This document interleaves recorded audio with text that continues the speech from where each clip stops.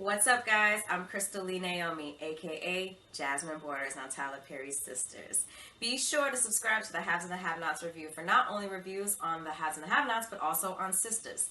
And while you're at it, give your girl a follow on Instagram at Crystal Lee Naomi. And I'll see you every Wednesday at 9, only on BET. All right, Sistas fans, here we are again talking about good old Andi. And you know what, instead of doing like multiple videos, I want to try my best to condense everything into one. So go ahead and hit the like button, please. Hit the thumbs up button.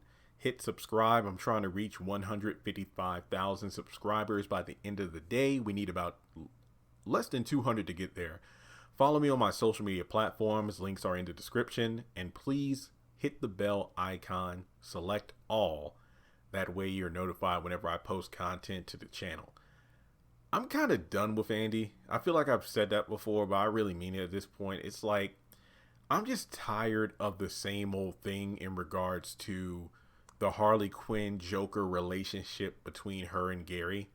I mean, you could argue that, you know, Gary's married, so I guess in the sense that Jasmine is the Batman of the situation, where, you know, Joker kind of had this quote unquote relationship with Batman, not in a romantic sense, even though Joker kind of sees it that way.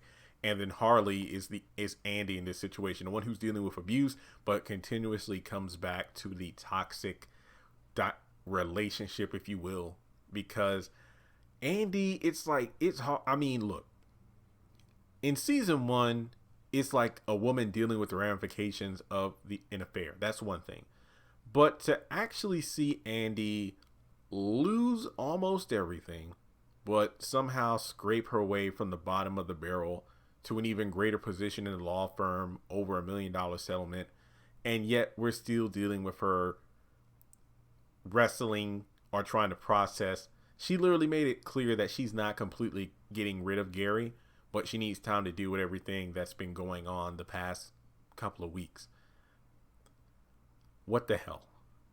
I don't feel any sympathy for her at this point. I'm not saying what happened to her, you know, her allegedly being squeezed until she lost consciousness by Gary. I'm not saying she deserved any of that, but it really is hard to root for this character because I don't feel like she deserves any of her victories, because of the fact that Gary is like the gum on the bottom of Andi's shoe that she refuses to clean off. It's like Andi's walking. I think walking is the perfect example, given the fact that she had to walk because the feds made her do that at the end of season 1. Like, imagine Andi's walking, and I'm going to be nice and give her sensible shoes. So let's say she's wearing flats or sneakers, and her walking is her moving forward to her goals, dreams, success, happiness.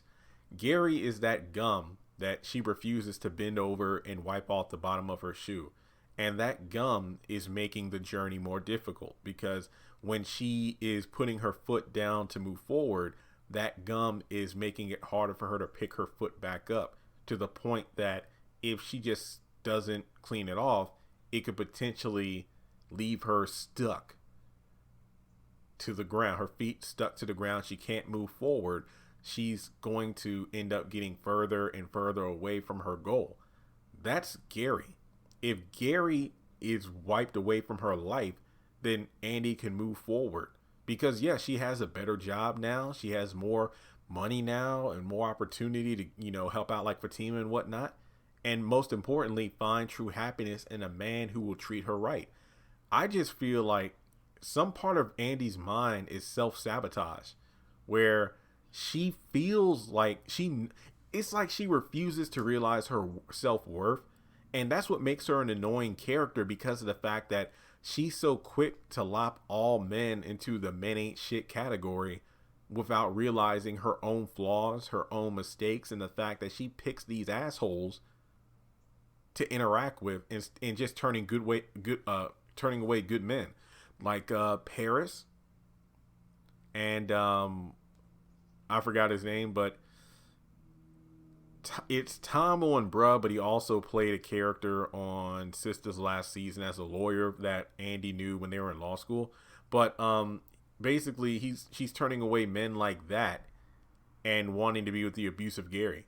And it's just one of those situations where when I look at season 2, let me say I've enjoyed watching season 2, but when we're almost at the halfway point, so we've had 11 episodes of season 2 so far.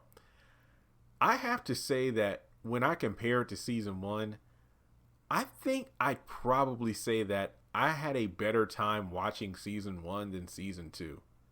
I know and of course, once season 2 is over with, I'll do an overview, or, even at the midway point, I might compare the first half of season 1 to the first half of season 1 the first half of season 2 to the first half of season 1. But I think what makes season 2 a rough ride to get through sometimes is the fact that we're seeing these ladies making the same mistakes over and over again. Like, Danny is probably my favorite in the group right now. She's obviously a fan favorite now because of the fact that her tell it like it is mentality is definitely coming in handy, and it's funny. But at the same time, it is a bit annoying with her self-sabotaging to me. Honestly, that goes up. Self-sabotage is the description for a lot of these women. Like Sabrina's confusion about Calvin, and then of course, Andi when it comes to dealing with Gary, and then Danny when it comes to dealing with Rodeo, and Karen, I mean, still interacting with Aaron with everything that's happened, that's self-sabotage. I'm not saying she should be with Zach, but I'm just saying. And then Zach with his own doubts, but he's not a female main character. I just feel like season 2 is like, it's taking the same issues and then trying to make them relevant, and they're not. It's almost like these women are regressing instead of progressing in regards to their dynamic, how they think, how they act. It's like, you're not learning anything from the lessons and mistakes you made in season 1, and we're in the halfway point of season 2, and it's the same thing over and over again. Like, that's not really good in the grand scheme of things. So I just feel like I'm not rooting for Andi to win. Like, as soon as she won the law firm stuff with getting the better position, getting the settlement and whatnot, it's like, it doesn't feel deserved. Like, sure, from a professional standpoint, we saw Andi stand up for what's, the thing is, Andi could stand up and face the Goliath that is the law firm, but she can't stand up and face Gary because of the fact that, look, let me just put it this way. Abusive relationship or not, I can understand not being able to emotionally cut someone off like that, because she even admitted that she wishes she could be more like Karen. That's understandable. But cutting someone off emotionally is different than cutting them off in real life, because once they're gone in real life, you can process things. But to continuously interact with them and say, oh, I love you, and oh, I need to process this and we can work things out, that's not healthy. So until Andi is ready to make a solid change in her life, I feel like Andi and Gary, even though we're not even 2 seasons complete in Sistas already, it's becoming as redundant as the Wyatt getting high, dying, overdosing, and the haves and the have-nots. And that's bad, because that show's been on the air for over 7 years, and here we are at Sisters, barely on for over a year. So let me know what you think. I'm kind of done with Andi, and it's hard to make, when you're not titular, but your main character to be extremely unlikable. I mean, it's not a good look. Even Sabrina, who I love because she's so freaking adorable, I'm not really a Sabrina fan this season. I mean, I don't think a lot of people are either. Danny, like I said, Danny is obviously like the fan favorite so far this season, but it's getting a bit annoying with how she's dealing with Preston, because she's definitely, all these women, for all the faults they claim men have, they're the ones who are pushing good men away because of self-sabotage, wanting to be with someone else who's bad for them.